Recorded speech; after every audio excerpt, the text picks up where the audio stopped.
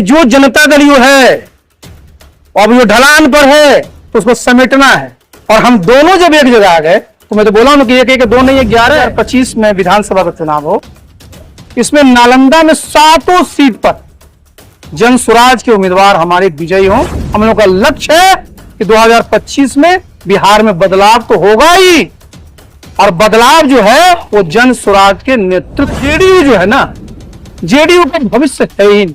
तो हम जनसुराज पार्टी ने विधानसभा चुनाव के लिए नालंदा से चुनावी हुंकार भरी है।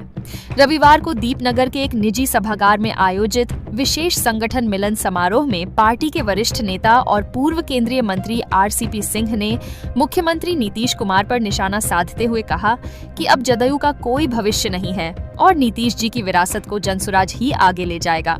उन्होंने कहा कि नालंदा मुख्यमंत्री का गृह जिला है, लेकिन आज प्रदेश की जो स्थिति है उसे देखते हुए बदलाव निश्चित है। हमारा लक्ष्य 2025 में नालंदा की 7 विधानसभा सीटों पर जनसुराज के उम्मीदवारों की जीत सुनिश्चित करना है। उद्देश्य ये है कि देखिए 2025 का चुनाव सामने, और नालंदा जिला में 7 विधानसभा क्षेत्र, और नालंदा मुख्यमंत्री जी का गृह जिला भी है और मेरा भी एक गृह जिला है। और आज जो स्थिति आप देख रहे हैं पूरे प्रदेश में, तो हम लोग का एक ये लक्ष्य है कि नालंदा जिला में जो 2025 में विधानसभा का चुनाव हो, इसमें नालंदा में 7 सीट पर जन स्वराज के उम्मीदवार हमारे विजयी हों। इसके लिए हमको सांगठनिक ढांचा को बूथ स्तर पर कैसे मजबूत करना है, इसी के लिए हमने आज ये प्रारंभिक बैठक रखी है। इसके बाद हम लोग सभी विधानसभाओं में जो हमारे कार्यकर्ता हैं उनके साथ बैठेंगे, उनको प्रशिक्षण देंगे कि कैसे हमको अपने उम्मीदवारों को प्रत्येक बूथ पर जिताना है, क्या स्ट्रेटजी बनानी पड़ेगी, क्या क्या तरीके अपनाने पड़ेंगे, किस प्रकार से हम लोगों को बीच जाना पड़ेगा, उसके बारे में पूरी रणनीति बना करके चलेंगे। हम लोग का लक्ष्य है कि 2025 में बिहार में बदलाव तो होगा ही, और बदलाव जो है वो जन स्वराज के नेतृत्व में है। कि जेडीयू पूरे, अगर देखिएगा 2020 के चुनाव में शाहाबाद में कोई सीट नहीं जीत पाई, मगध में कोई सीट नहीं जीत पाई, सिर्फ नालंदा में वो सीट जीत पाई थी 5।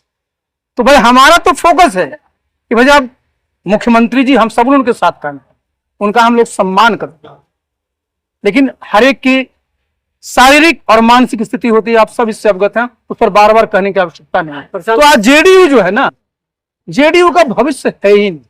तो हम लोग सब जेडीयू में रहे, हम भी रहे, प्रशांत जी भी रहे, ज्यादातर साथी हमारे रहे। तो हम लोगों का ये बिल्कुल समझिए एजेंडा क्या, हम लोग का ये लक्ष्य है कि जो हमारे जेडीयू के साथी, आप जरा याद करिए, जब मैं राष्ट्रीय अध्यक्ष था तो 2 लाख हमारे एक्टिव मेंबर थे, मतलब 50 लाख। तो 50 लाख में अगर आप समझ लीजिए कि 20-22 लाख भी अगर आदमी हमारे एक्टिव थे, तो आज कितने जनता दल के साथी एक्टिव हैं। तो हमारा क्या लक्ष्य है, हमारे जितने साथी जनता दल के सबसे मैं अनुरोध कर रहा हूं कि आप भी नीतीश बाबू के साथ काम किए, मैं भी नीतीश बाबू के साथ काम किया, प्रशांत जी भी काम किए। अब समय आ गया कि नीतीश बाबू के हाथ में है नहीं, और उनको जिस तरह से लोग उनको घेर रखे हैं, वो उनके हाथ में क्या जनता दल सुरक्षित है। तो ये जितने भी साथी हैं जनता दल के, उन सबसे मैं अनुरोध कई बार कर चुका हूं, प्रशांत जी भी कर रहे हैं कि सब लोग, आपका ये घर है, जन स्वराज आपका घर है, यहाँ आइए और हम लोग मजबूती से 2025 में चुनाव लड़ेंगे, तो आपकी सरकार बनेगी। और जो आपकी सोच है कि नीतीश बाबू का विरासत कौन आगे ले जाएगा, तो नीतीश बाबू का विरासत जन स्वराज ही ले जाएगा। जनसुराज ही आपका असली घर है,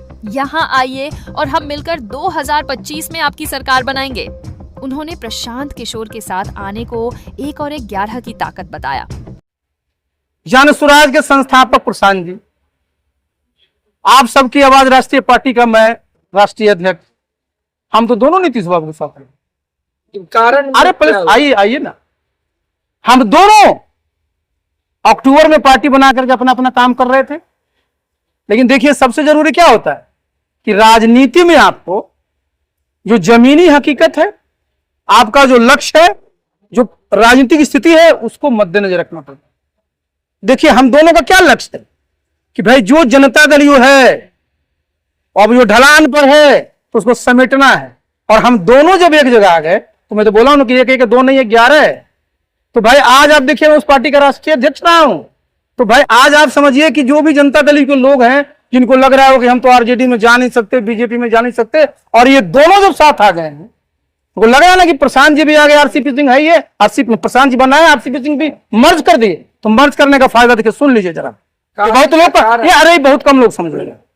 देखिए अगर हम अलायंस में लड़ते क्या होता, अलायंस में लड़ते तो सबसे पहले जो जनता दल जो बीजेपी में हुआ, क्या हुआ, वोट ट्रांसफर नहीं। तब ना नीतीश बाबू लड़े 115 पर जीते 43, बीजेपी लड़ी 110 पर जीता 74। अगर अलायंस हम करते तो किसी कौन गारंटी लेता, ना प्रशांत जी ले पाते ना हम ले पाते कि वोट ट्रांसफर ही 100% होगा। नंबर 1। नंबर 2, चुनाव लड़ते, 7 सीट पर नालंदा में हम लोग चुनाव लड़ते, कुछ सीट पर हमारे उम्मीदवार रहते, कुछ पर प्रशांत जी के रहते। खर्चा क्या होता, एक दल का खर्चा होता, एक गठबंधन का खर्चा होता, डबल खर्चा होता। एक एक बूथ पर हमको 2-2 दलों के हमारे जितने कार्यकर्ता है उनके लिए हमको मैनेज करना पड़ता। आज क्या है, जब हमारा एक है तो हमारा बहुत लक्ष्य साफ है, हमारा संगठन मजबूत है, हमारा खर्च भी बचेगा, और क्या होगा कि हम सबकी जो ताकत है जमीन पर दिख रही है और लोगों को भय हो गया है।